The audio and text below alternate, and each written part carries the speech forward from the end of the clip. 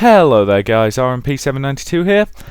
Second attempt at this vlog. I actually recorded this vlog earlier today, but talked for 27 minutes, said some important things, or, well, some interesting, well, okay.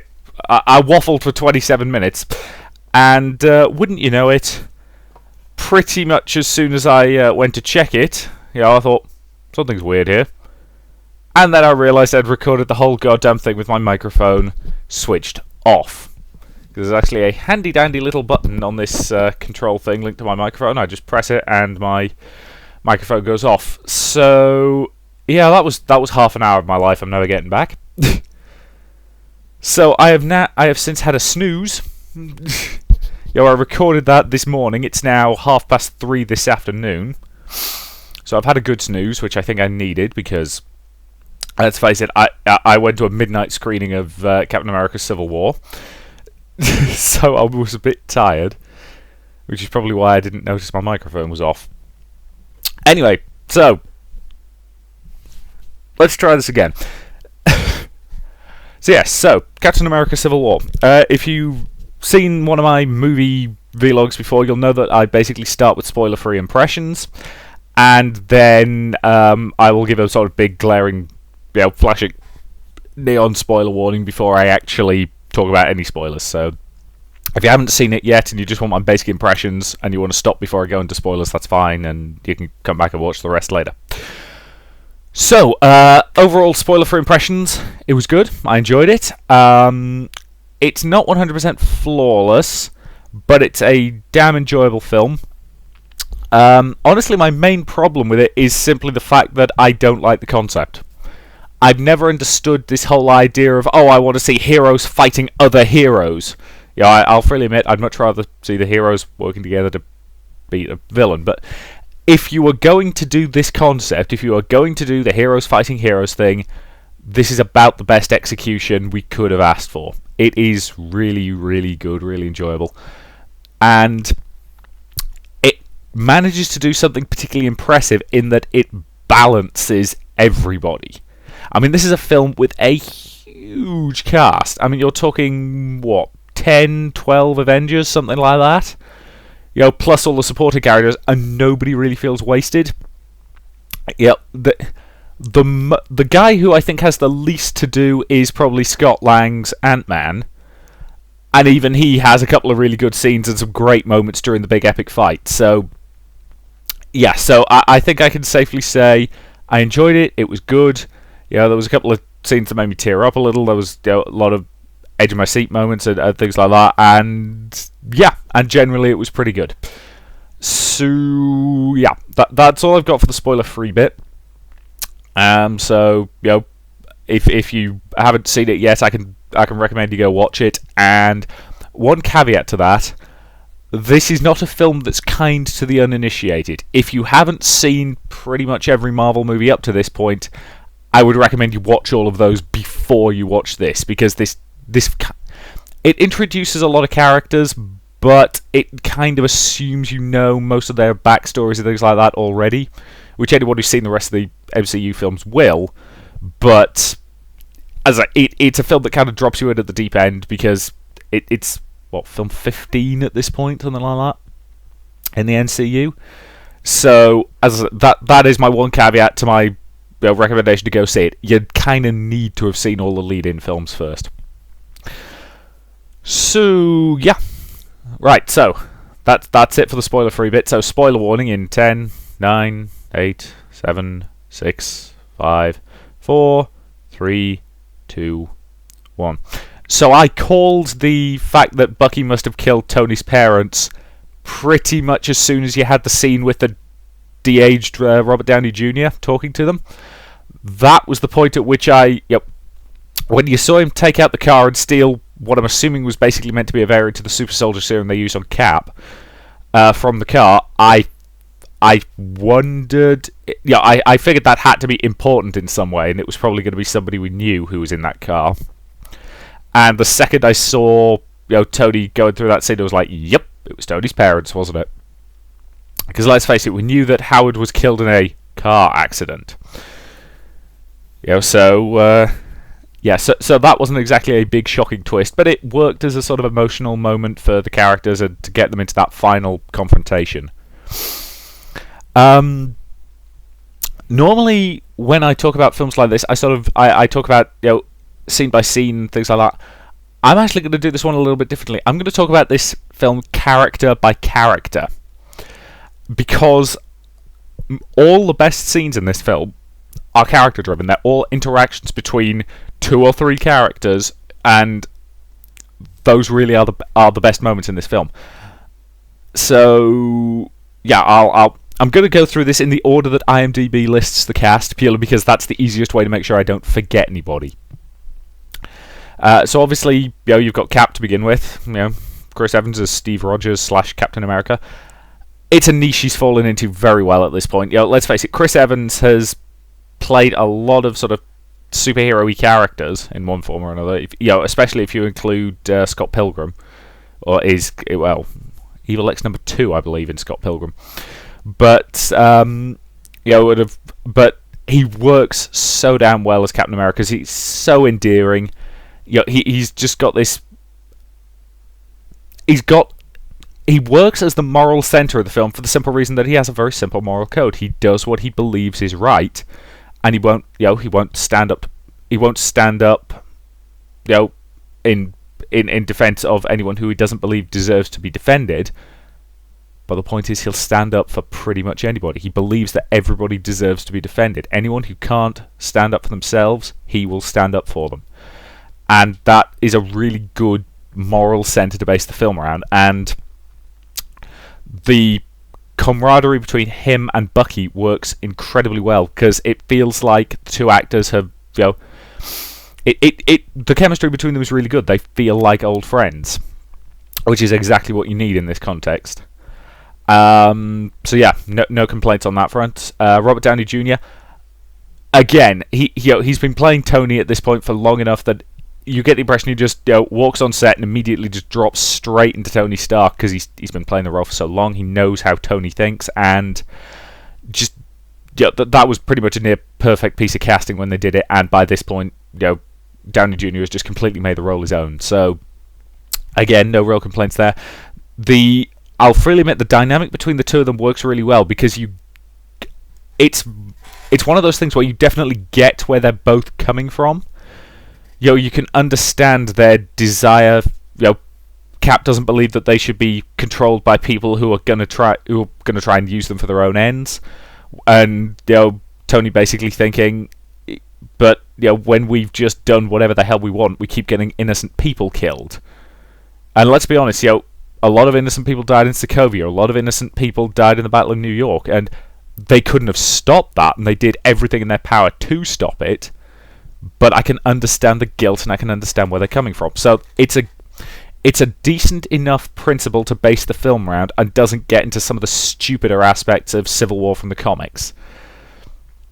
So generally pretty good there.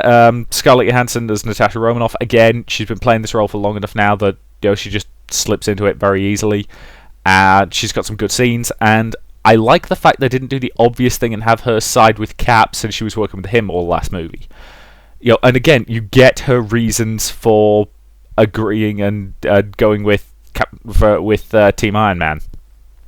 And I'll freely admit that again, she's got some really good scenes, and just as I say, pretty much everybody has at least 1 or 2 really good character scenes with somebody else. I particularly like her interaction during the fight with with Hawkeye, because you get the impression that they're both kind of holding back fighting each other, because they've been friends for a long time, and they don't, they're on opposite sides of this, but they don't really want to hurt each other. So it's we're still friends, right? Well, it depends how hard you hit me. And so that was actually genuinely nice to see. So yeah, and I think she gets a few really good moments, a few good scenes. Next up is Bucky Barnes, Winter Soldier. I've kind of touched on him already, because a lot of what makes him work is the interaction between him, Cap, and Iron Man, because he is very much the wedge that's been driven between them, and he works very well on that front. And arguably one of my favourite scenes in the movie with him is actually that mid-credits scene where he's gone to Wakanda and he wants them to put him in cryogenic suspension because he doesn't trust his own mind. And I actually think that's a really good scene because that shows he wants to get better and he's willing to let them try to help him. Up until now he's clearly been hiding, he's clearly been on the run, and he's terrified of the programming that's still in his brain because he does not want to. He wants to be a decent person. He wants to help people just like Steve does, but he can't trust his own mind. So again, that's really well handled, really well played, and I like the bit where he's trying desperately to resist his programming when the guy's stating his code words. The only problem with that scene, I spent the entire thing thinking, put your fingers in your ears, put your after he's broken free of the thing and he's trying to punch his way out, as I say, my comment is put your fingers in your ears and hum loudly. If you can't hear him give you the code words, he can't give you the code words. But I can understand not thinking of that in the heat of the moment. So that was very much my only real flaw with that scene, and that's kind of nitpicky if I'm honest. Next up, Falcon. Falcon I liked in this movie. I particularly like the fact that they've really changed up his fighting style to make use of the wings. Because while he used them a bit in Winter Soldier, they were primarily a means of transportation. Here they feel like a combat utility. You've got that sequence where there's some bad guys behind him, but his wings are formed up into a sort of shield behind him. He's using them to protect his back. That's a really cool moment. And you're just like, yeah, okay, I get the wings now. So it's not just a means of transportation; it's a shield, it's armor, and he's doing some cool things with them. So I really like that. That was really cool to see. That was an interesting variation on what he already had, and a sort of expansion of the idea that makes a lot of sense. War Machine was perfectly functional in this movie. He was fine. The best moment with War Machine obviously was when he gets shot out the sky by Vision, and he's just plummeting towards the ground. And I'll freely admit, I was edge of my seat at that point because I'm just like, holy balls, are they actually going to kill him off? And they didn't kill him, but they did paralyze him from the waist down, which ballsy move. Provided they do something with it, they kind of need to show him in the future dealing with that issue. Especially being kind of less than happy with Vision about it, because while he's clearly now got some sort of cybernetic, things to allow him to walk even through his paralysis. It's bloody raining again. Then I'll be curious. I'll be curious to see what they do with a lot of this stuff. As long as this stuff has consequences that matter, that'll be interesting to see. So again, he's got a couple of good scenes, and the scene where he's trying to learn to walk with the new cybernetics is quite a good scene. So generally okay there. Hawkeye, I've sort of touched on this already. His best moments are his interactions with Natasha, but he's got a couple of good moments with Scarlet Witch as well, where he's convincing her to come with them, and just generally he's still Hawkeye. He's fun. I quite like the fact that his bow also now transforms into a sort of fighting staff thing. That's quite fun, for use in close-in combat. So that was kind of cool to see. Even if it does get broken in half by Black Panther. And speaking of Black Panther, he's next on that. As I'm going through this in IMDb order just to make sure I don't miss anybody. Really like Black Panther in this movie. My knowledge of Black Panther is fairly limited. Bloody hell! It's now raining sideways because the wind's picking up. Anyway, my knowledge of Black Panther is extremely limited. But I really liked him in this movie. You got a good sense for him as the Prince of Wakanda. Then, of course, his father gets killed and he has to take over as king. And I'm genuinely now really, really curious to see the Black Panther movie. Because with that movie, I'm really hoping to give him the chance to be the king of Wakanda. I want to see some political machinations within this mysterious place. I want to see more of Wakanda. I think it's a potentially very interesting setting.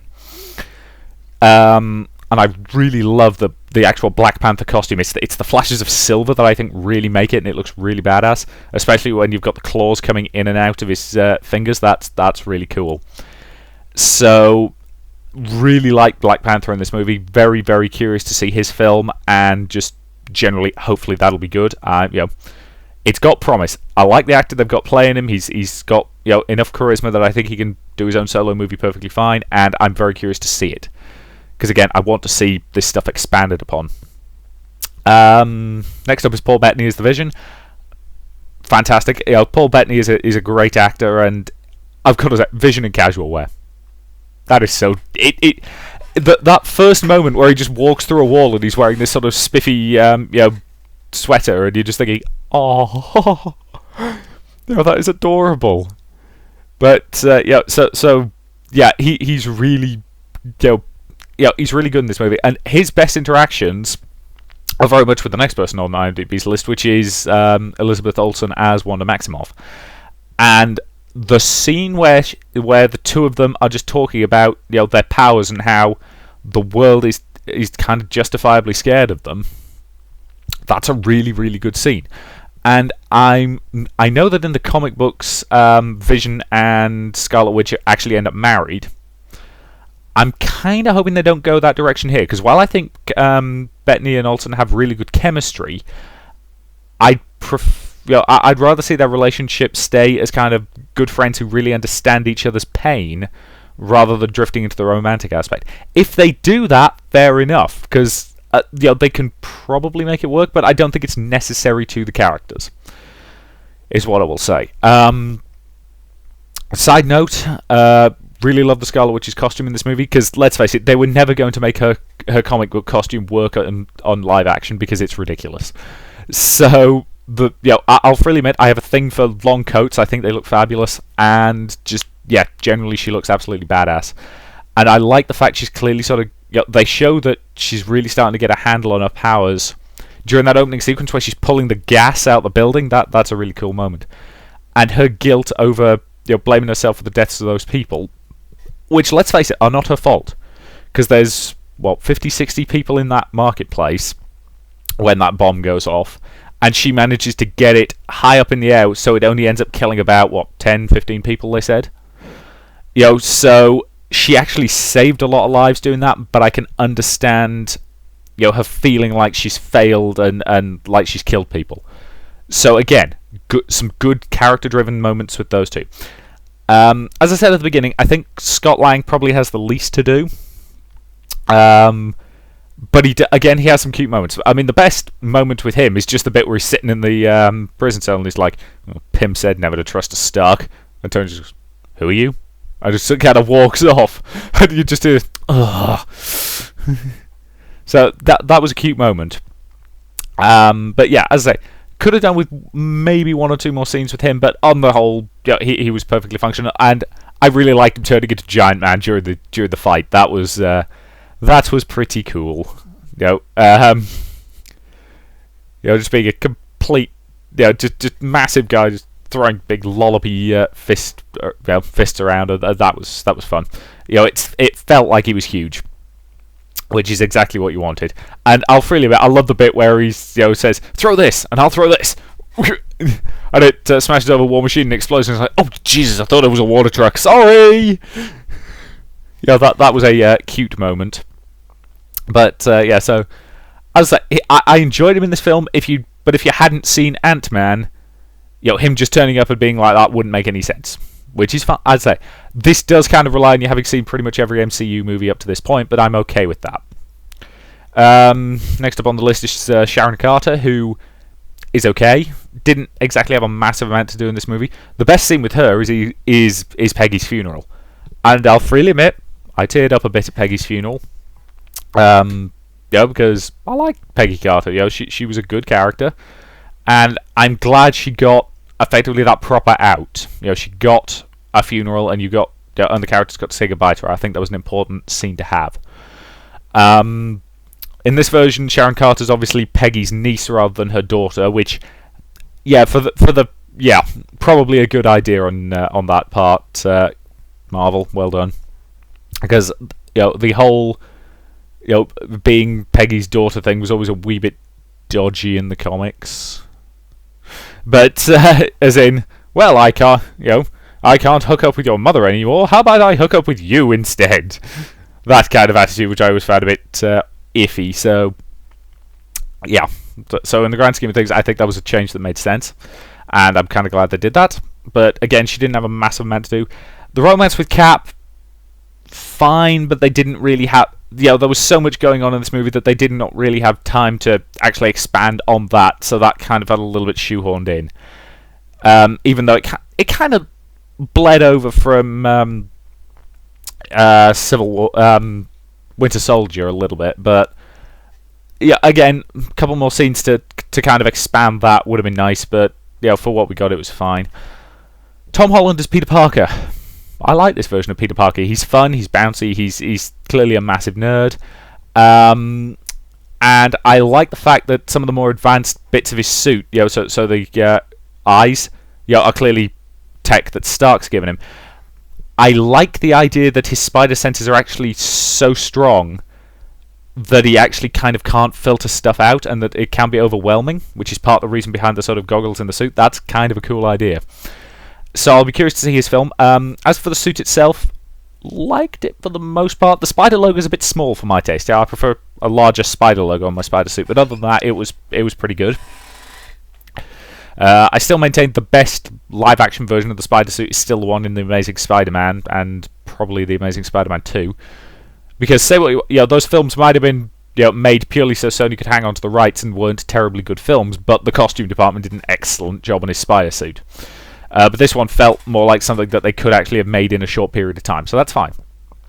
And him, and I like him when he's nerding out during the fight scene, and just there's some really nice moments there, and just generally he's having a lot of fun with it, and I'm looking forward to seeing him in his own solo movie. Again, I'm not as much of a Spider-Man fan as a lot of people are. I think he's fine, but as of the two new heroes who were introduced in this movie who are getting their own solo movies, the one I'm more interested in is Black Panther significantly. So, Baron Zemo was fine. I mean, as the guy who's deliberately driving a wedge between them to get them to fight each other, he's perfectly functional, but he doesn't do anything particularly interesting. Beyond that, so yeah, he's fine.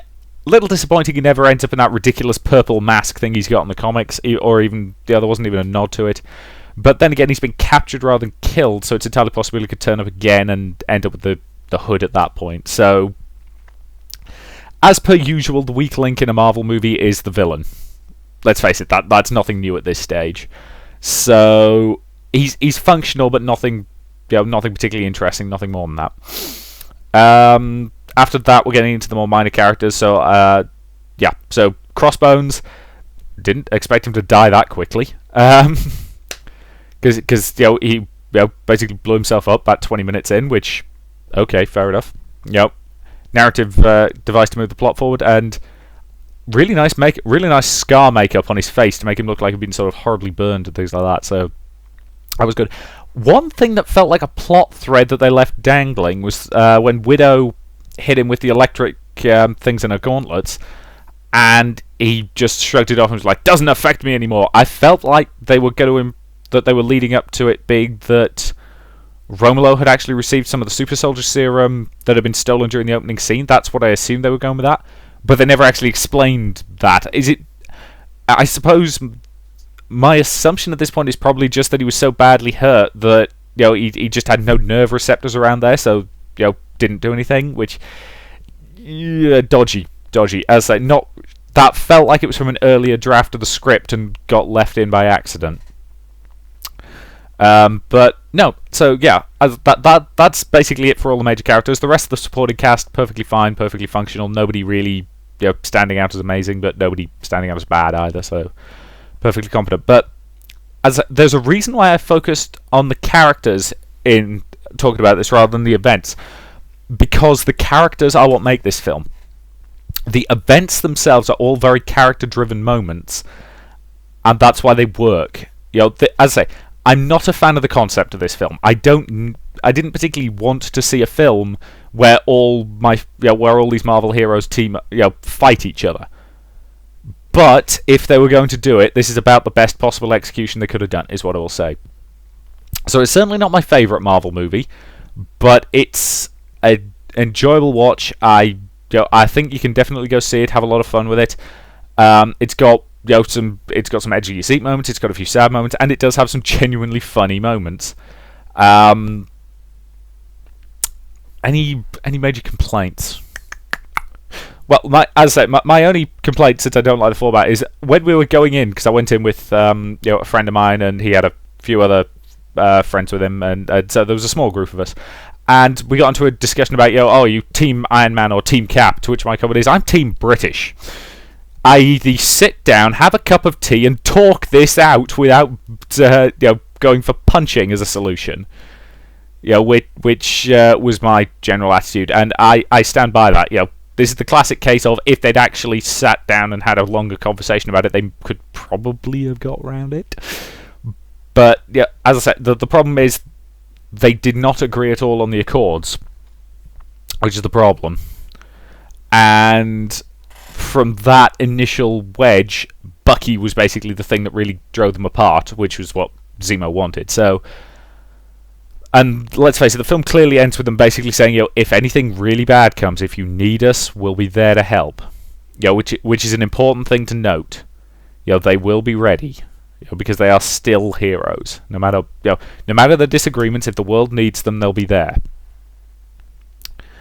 So yeah, I think that's about it. So yeah, generally good film, lots of good character-driven moments, and just generally I enjoyed it. I think that's all I've got. Now, hopefully I remember to leave my goddamn microphone on throughout the entire recording. Good.